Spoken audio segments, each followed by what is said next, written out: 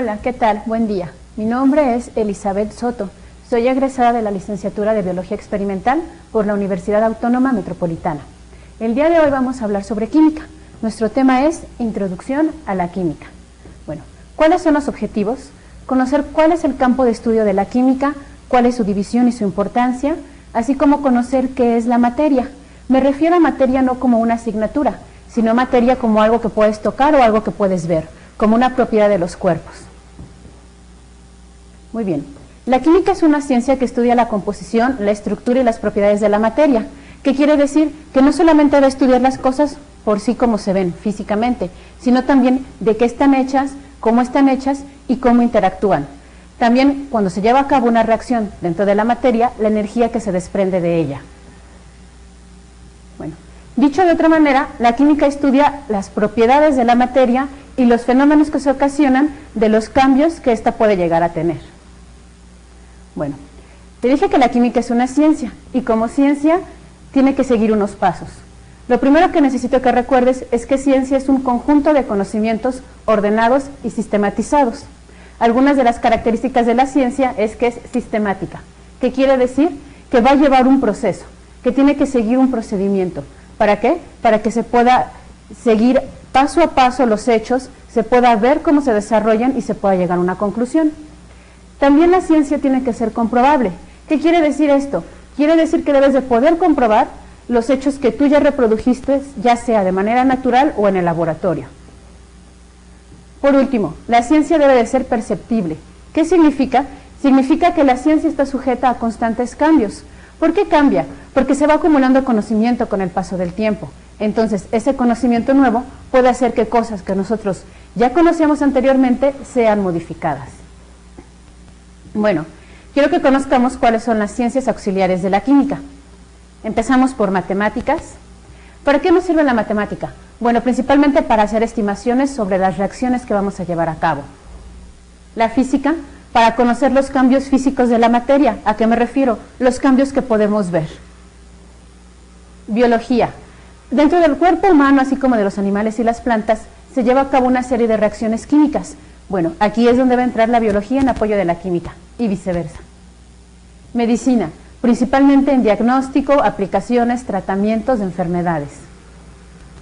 Geología, para conocer el manto terrestre, conocer la corteza terrestre, saber qué cambio sufre, y pues así también predecir algunos sucesos, como a lo mejor un sismo. Bueno, ramas auxiliares de la química.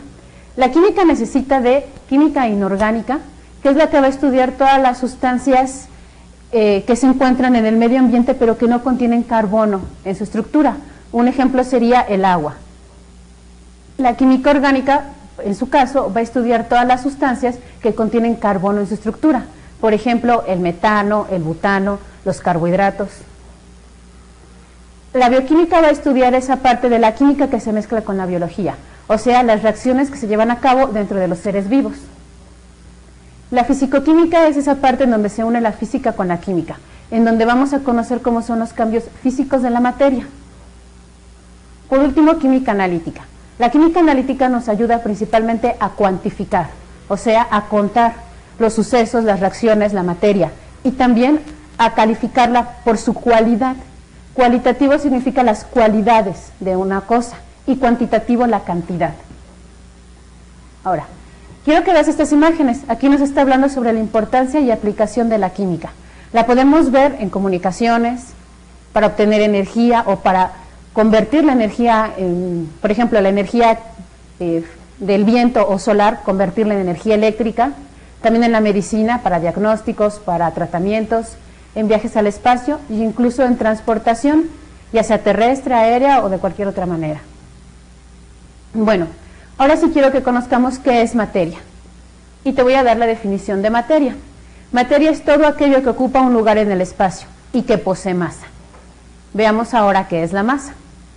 Bueno, antes de que veamos qué es masa, necesito que recuerdes una ley muy importante, que es la ley de la conservación de la materia. La materia no se crea ni se destruye, solo se transforma. ¿Qué quiere decir esto? Quiere decir que con la cantidad de materia que empezó el mundo, es la misma cantidad de materia con la que va a terminar. Únicamente la materia se está transformando, pasa de un estado a otro, puede pasar de sólido a líquido, a gaseoso, puede quemarse y transformarse en otras cosas, pero la materia siempre va a ser constante. Ahora sí, veamos qué es masa. Masa es la cantidad de materia que presentan los cuerpos.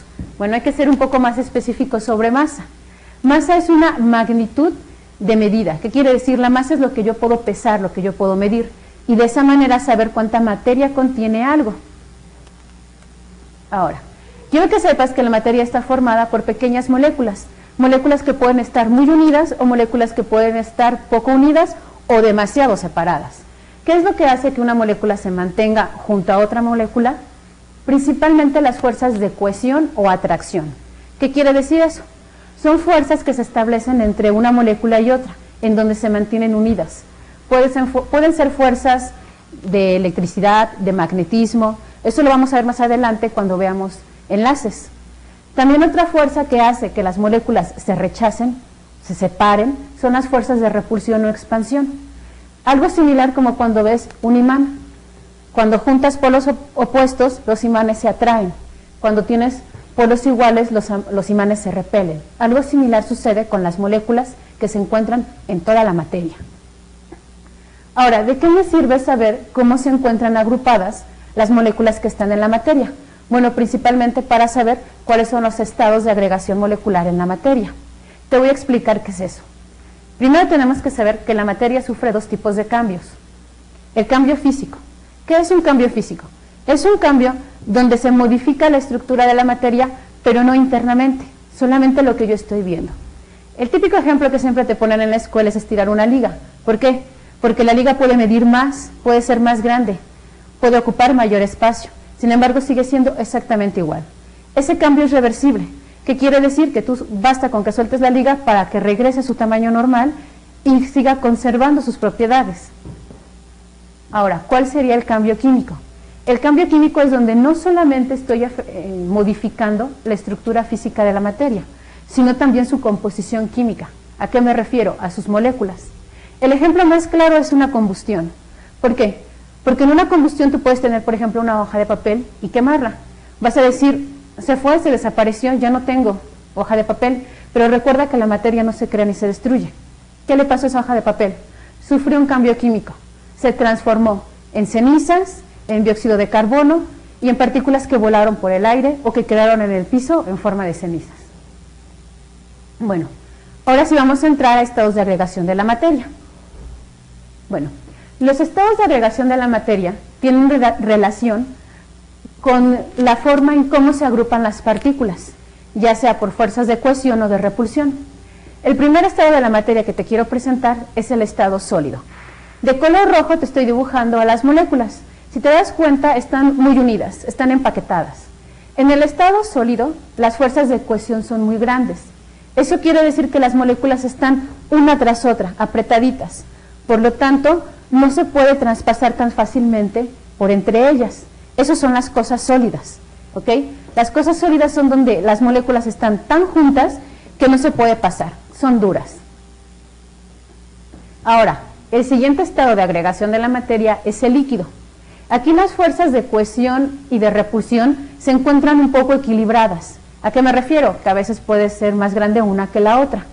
En el estado líquido las moléculas no están tan pegaditas. Hay ciertos espacios entre ellas, espacios que nosotros incluso a lo mejor podemos romper o por los cuales podemos pasar. Un ejemplo típico es el agua como la conocemos en estado líquido. Ahora, en el caso de estas moléculas, una característica que tienen es que pueden resbalar una encima de la otra. Las cosas que son líquidas por lo general no tienen una forma definida como en el caso de los sólidos. Más bien los líquidos van a tener la forma del recipiente que los contiene. Es así que si yo tiro líquido, pues el líquido va a resbalar y va a ser tan grande como el área en la que se encuentre. Estado gaseoso. En el estado gaseoso, las fuerzas de repulsión se encuentran pues más grandes. Aquí las moléculas están más separadas, el espacio entre ellas es más grande y las moléculas tienen mucha movilidad. ¿Qué quiere decir eso? Que se pueden dispersar. A lo mejor alguna vez has visto vapor cuando pones a calentar agua y ves que sale humo. En realidad no es humo, es vapor de agua. ¿Qué quiere decir? Que las moléculas ya tienen una fuerza de cohesión tan grande que se están separando. Y si tú ves ese vapor, el vapor sube y se dispersa. Llega un momento en que ya no lo puedes ver. ¿Por qué? Porque es tan grande la fuerza de repulsión que las moléculas se disipan. Llega un momento en que se separan completamente. Un gas, igual que un líquido, no tiene una forma definida, de que va a depender del lugar que lo contenga. Ahora, ojo, no quiere decir que un gas no tenga masa. Un gas tiene masa e incluso puede llegar a tener hasta peso. Bueno, en esta diapositiva te estoy presentando un resumen de los 3 principales estados de agregación de la materia. El sólido, de color morado, donde las moléculas están muy juntas. El líquido, de color azul, donde existe un equilibrio entre fuerzas de cohesión y repulsión. Y el gas, donde las moléculas están más separadas, más libres. Okay. Quiero que sepas que actualmente se considera un cuarto estado de agregación de la materia.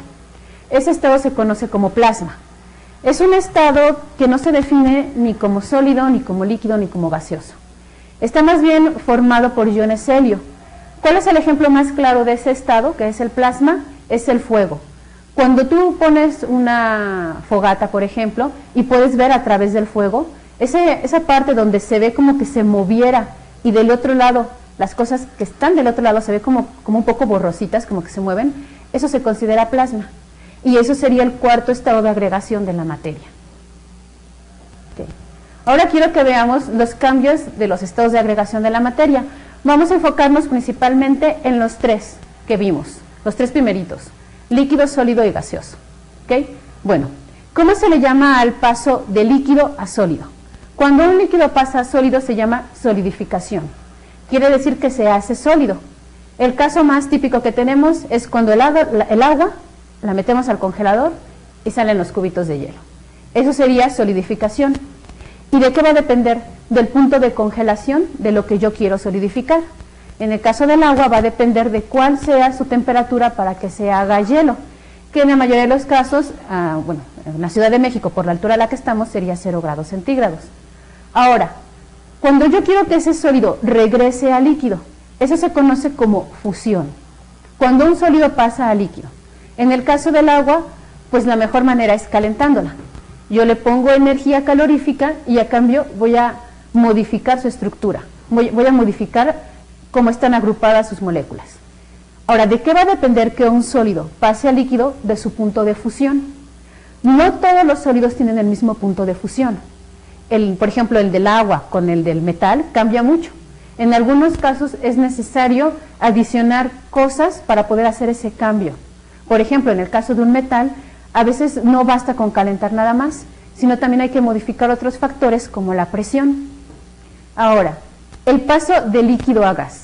El paso de líquido a gas se conoce casi siempre como vaporización o evaporación.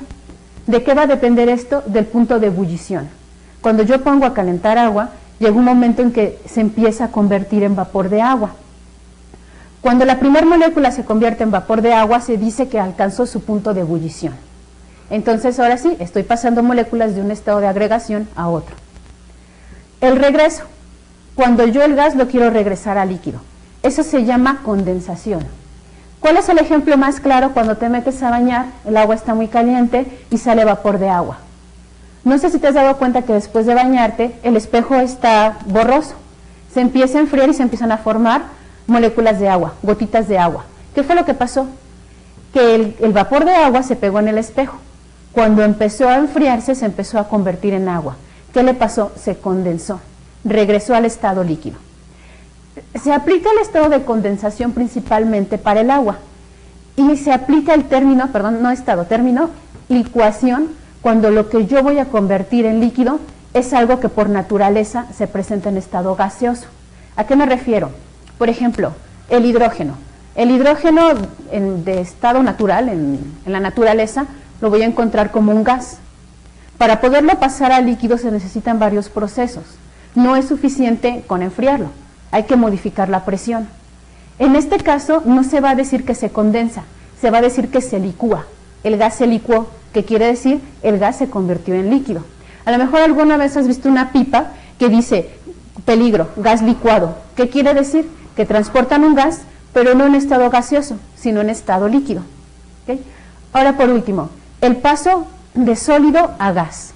A lo mejor tú puedes pensar que eso es un poco complicado. ¿Cómo voy a pasar un sólido a un gas? Bueno, sí se puede, y eso se llama sublimación. Un ejemplo muy claro es el hielo seco.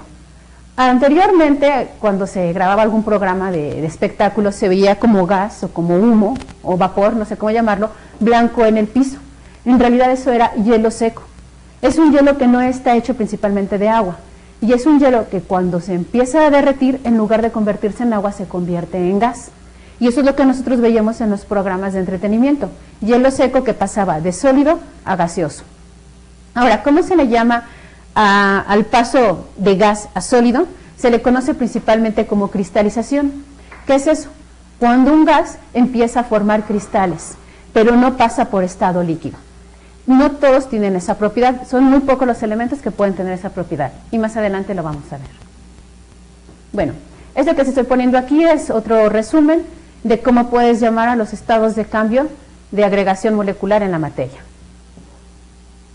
Okay. Bueno, ahora quiero que veamos algunos conceptos que son necesarios para poder entender la química.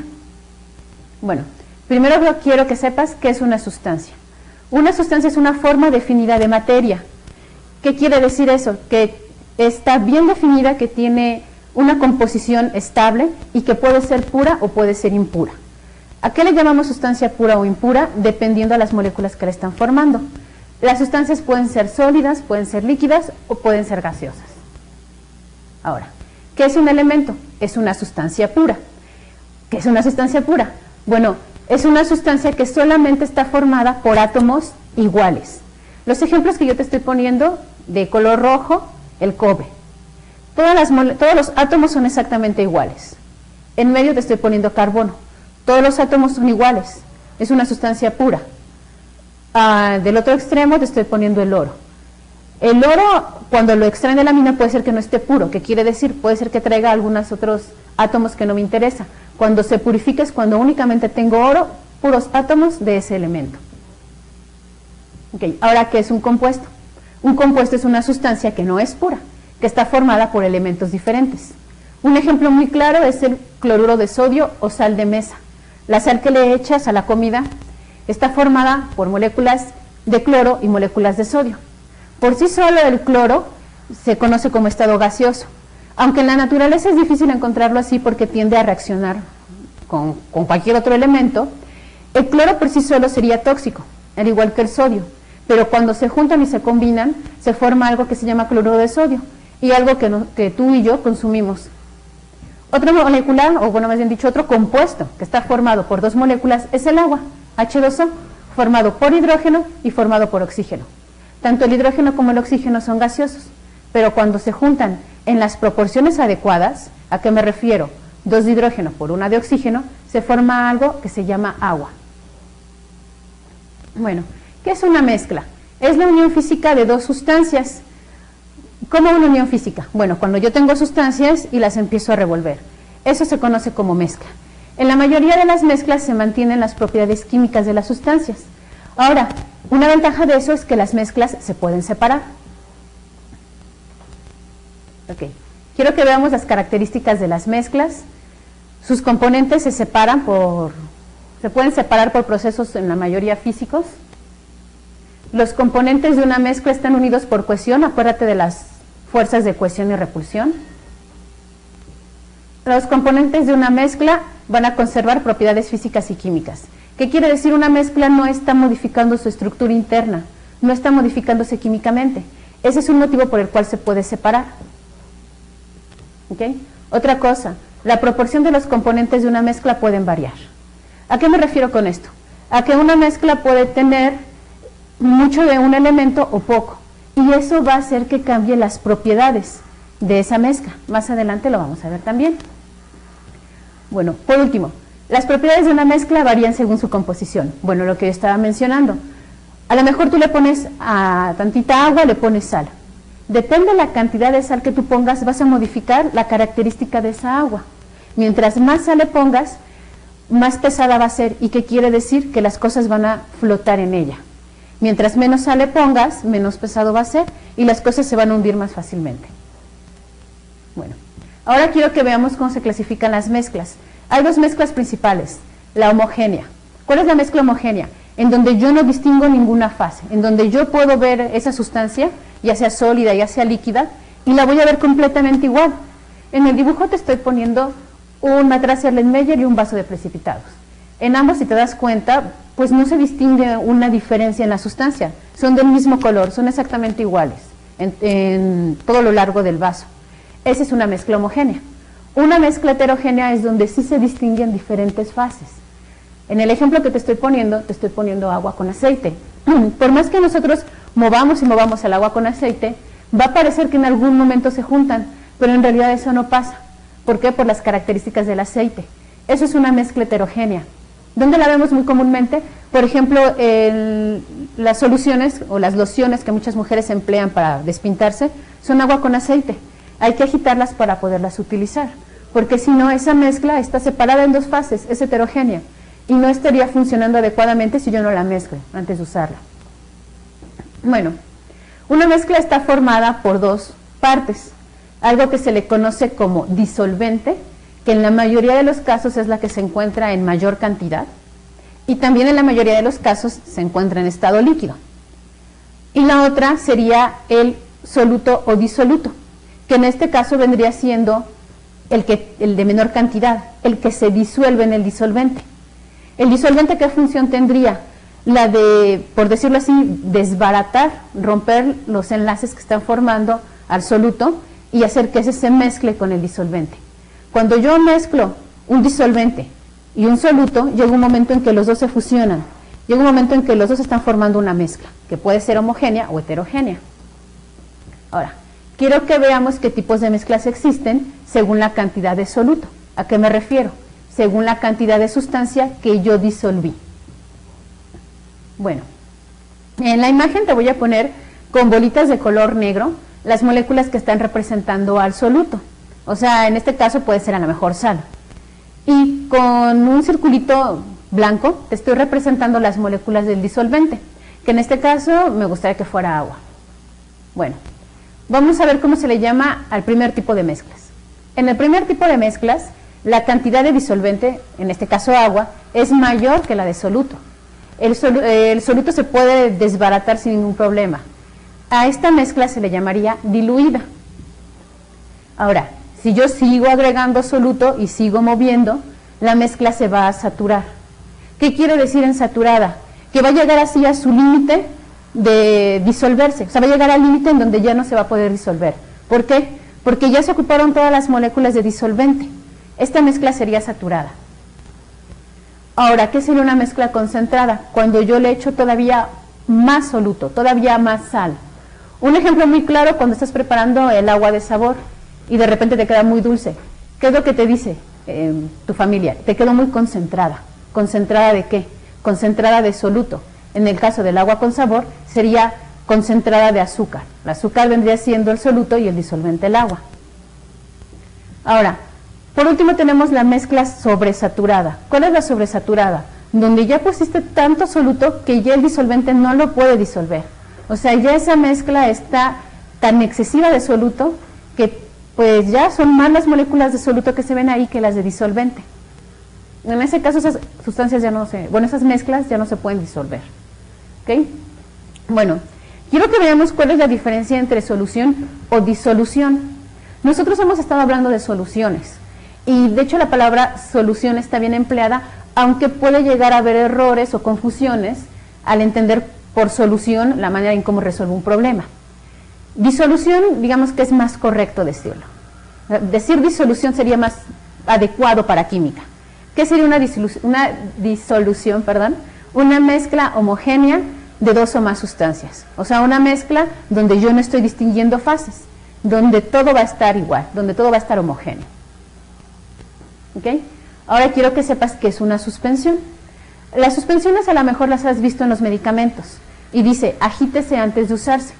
¿Qué sucede en la suspensión? La suspensión es una mezcla en donde el soluto no se puede disolver muy bien en el disolvente. Pon tú que el soluto sea el medicamento y el disolvente sea agua, o sea, el vehículo por el cual va a ser administrado.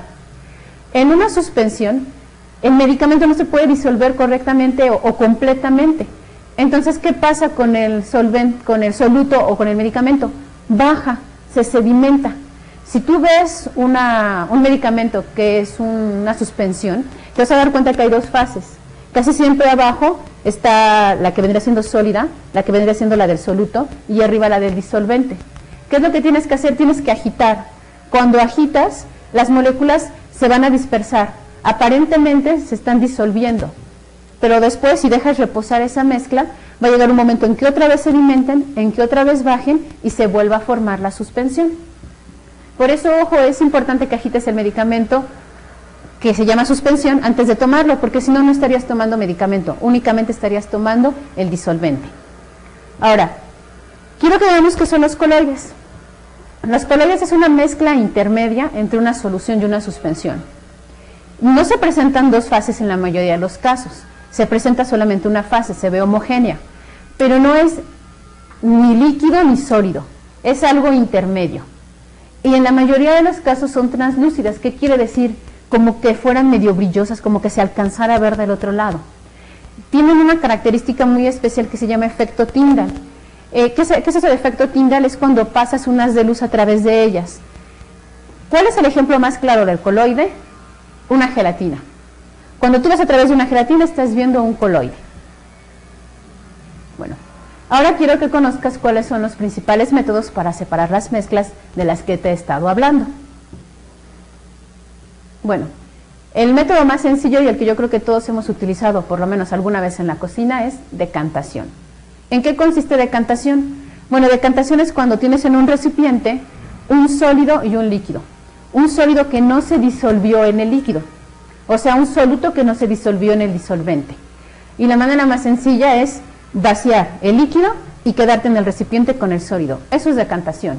Un ejemplo muy claro, cuando le quitas el agua a los frijoles, ¿qué estás haciendo? Estás decantando los frijoles. Ahora, otro método para separar mezclas es la destilación. La destilación es principalmente cuando quieres separar líquidos, pero también se puede utilizar para separar sustancias de un sólido. ¿Cómo se utiliza esto? Bueno, aquí lo más importante es checar los puntos de ebullición de cada una de las sustancias que tú quieres separar. Si los puntos de ebullición son separados, son diferentes, este método es el adecuado. Pero si los puntos de ebullición son muy similares, están muy juntos, este método no es el adecuado. Y te voy a explicar por qué. Y quiero hacer el pequeño dibujito aquí en el pizarrón para explicarte cómo es que funciona la destilación. Bueno, en el caso de la destilación, estás teniendo en un matraz tu mezcla, ¿ok? Y le vas a aplicar fuego. Esa mezcla que pon tú aquí, a lo mejor está líquida, va a empezar a pasar a estado gaseoso, va a empezar a evaporarse y va a empezar a subir por el cuello del matraz.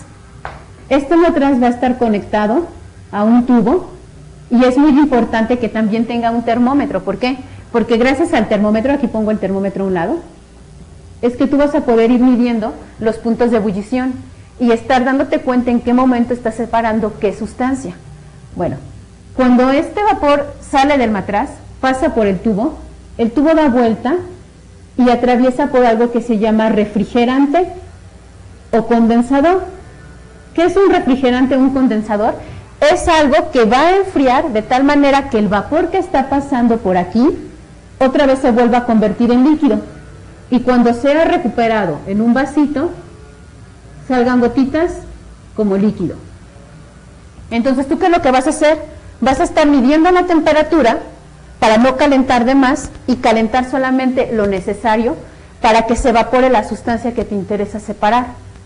Tú vas a estar calentando cuando ves que se alcanza el punto de fusión, o sea, el punto en que la sustancia se convierte en vapor, hasta ahí vas a dejar de calentar. Aquí te va a quedar una sustancia y aquí te va a quedar otra. Esa sería destilación. ¿Dónde se emplea mucho la destilación? Por ejemplo, en la industria del vino o en la industria del tequila. Ese que te estoy presentando ahí es en la industria del tequila, destilación alcohólica. Digo, de alguna manera hay que separarle la sustancia al agave. Bueno, filtración es otro método de separación de mezclas. Este método se emplea principalmente algo que se llama papel filtro. ¿Qué es el papel filtro? Es un papel especial que tiene pequeños poritos. Hay papeles filtros de diferentes tamaños. ¿A qué me refiero? No a que el papel sea más grande o más pequeño. Me refiero al tamaño del poro. Dependiendo de lo que tú quieras filtrar, es el tamaño del poro del papel que vas a necesitar.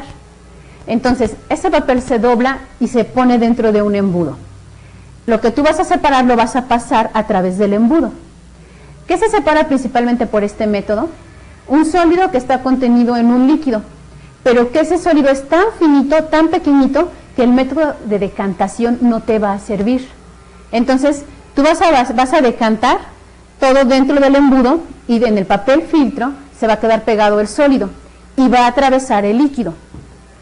Cuando uno quiere filtrar cosas, o más bien solutos que son muy pequeñitos, muy finos, se tiene que utilizar un papel filtro con el poro muy pequeño, muy cerrado. Pero eso nos puede llegar a tardar hasta días. Entonces imagínate días en filtrar algo. Para que eso sea más rápido y se pueda acelerar el proceso, se emplea el vacío. Otro método de separación de mezclas es filtración al vacío. ¿Qué es lo que estás haciendo ahí? Estás conectando tu matraz al vacío. El vacío lo que va a hacer es que va a succionar, por lo tanto va a generar cierta fuerza al líquido que está cayendo y se va a filtrar más rápido. Aquí no se modifica la calidad del filtrado, porque la calidad del filtrado va a depender del tamaño del poro del papel. Lo único que tú estás haciendo en este tipo de separación de mezclas, al utilizar vacío, es acelerar el proceso, únicamente. Bueno, otro método de separación de mezclas es la evaporación, la que ya habíamos mencionado hace un momento cuando cambiábamos el líquido a estado gaseoso. En el caso de evaporación solamente se recomienda si el líquido que se va a evaporar no te interesa. ¿Por qué? Porque no se puede recuperar. Si tú lo que quieres es evaporar un líquido y te interesa recuperar el líquido, el método sería destilación. Si tú aquí en este caso dices, bueno, quiero separar un líquido de a lo mejor de un sólido, pero está muy fino, no quiero filtrar, voy a evaporar, en este caso el líquido ya no se recupera, se pierde, se va a la atmósfera y se mezcla con las moléculas de la atmósfera. Bueno, el método de cristalización se utiliza principalmente para una mezcla de líquido con líquido o de líquido con sólido. Pero ¿cuál es la característica que tiene que tener aquí uno de los dos? Que pueda formar cristales. Por ejemplo, yo quiero separar dos líquidos y de esos dos líquidos uno tiene la capacidad de poder convertir cristales y el otro no, a lo mejor el otro nada más de evaporarse. Entonces, este método sería el adecuado, donde un líquido se va a convertir en vapor y el otro se va a convertir en cristales. En la mayoría de los casos, el líquido que se convierte en vapor pues no se recupera, el de los cristales sí. ¿Okay? Sublimación. Sublimación es un método de separación de mezclas en donde un requisito es que lo que vas a sublimar tenga la capacidad de pasar de estado sólido a gaseoso sin atravesar por el líquido. ¿Cómo es esto? Bueno, en el ejemplo yo te estoy poniendo la sublimación del yodo. Es el típico ejercicio que se hace en los laboratorios escolares. ¿Por qué? Porque el yodo tiene la capacidad de poder convertirse de sólido a gas y de gas a sólido sin pasar por el líquido. Entonces, tú pones unos cristales de yodo en tu vaso de precipitados y los calientas. Vas a empezar a ver cómo se sublima, o sea, cómo se convierte en vapor, y vas a empezar a ver unos vapores de color morado. Arriba de tu vaso de precipitados, tú vas a poner un vidrio de reloj o una cápsula de porcelana o cualquier cosa que pueda contener hielo, cualquier cosa que esté fría. ¿Por qué? Porque esos vapores de yodo van a chocar con esa superficie y se van a enfriar y se van a volver a convertir en sólido. ¿Qué fue lo que pasó? Que por ejemplo yo tenía yodo con otra cosa, esa otra cosa no se pudo sublimar, pero el yodo sí, y el yodo quedó pegado en la tapadera que yo le puse a mi vaso de precipitados. Entonces, esto únicamente se emplea para las sustancias que pueden convertirse de sólido a gas y de gas a sólido sin pasar por el líquido. Bueno, por último, el método del que te voy a hablar es cromatografía. La cromatografía que más se emplea en los laboratorios escolares es la que te puse de ejemplo. Esa se emplea para separar pigmentos fotosintéticos. ¿Qué es eso? Separar principalmente la clorofila de la planta. Para poder hacer una cromatografía necesitas tener dos cosas, algo que se llama fase móvil y otra cosa que se llama fase estacionaria. ¿Qué es la fase móvil? Bueno, la fase móvil es algo que se va a desplazar sobre la fase estacionaria y que consigo va a arrastrar lo que tú quieras separar. Un ejemplo, tú agarras tu planta y la machacas con alcohol. El alcohol va a ser la fase móvil. Y una vez que tengas bien amachacada tu planta, la vas a dejar en un vaso y vas a poner un papel filtro. El papel filtro, que sería la fase estacionaria, va a empezar a absorber el alcohol y el alcohol consigo va a empezar a arrastrar a la clorofila. Ahora, si recuerdas, en las plantas hay diferentes tipos de pigmentos fotosintéticos, clorofila y otras cosas. Tú vas a empezar a ver que en el papel se ven bandas de colores. ¿Qué significa? Que no todos los pigmentos fotosintéticos pueden avanzar a la misma velocidad. Algunos van a correr más rápido, otros se van a quedar rezagados. Las bandas que vas a empezar a ver va a ser la separación de los pigmentos. Ahora tú vas a decir, bueno, eso es una bonita práctica de laboratorio, pero en la realidad, ¿para qué sirve? Bueno, pues nada más y nada menos que para las pruebas de paternidad o cualquier otra prueba en donde esté relacionado el ADN. ¿Por qué? Porque para hacer una prueba de ADN, tú lo que estás empleando es como fase fija un gel y como fase móvil un disolvente que va a empezar a arrastrar al ADN. Dependiendo del tamaño de la molécula de ADN, es el lugar donde va a quedar estacionado en la placa de gel. Y si esas líneas que quedan dibujadas en la placa de gel coinciden con la de la persona, a lo mejor que se supone es el propietario de ese ADN, pues resulta que la prueba es real, es fidedigna.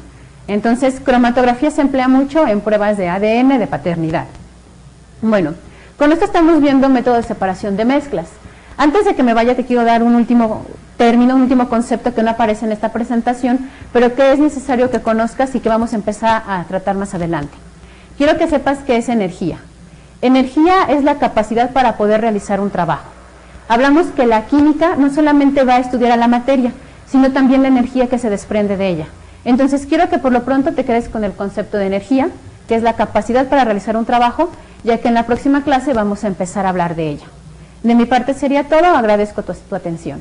Hasta luego.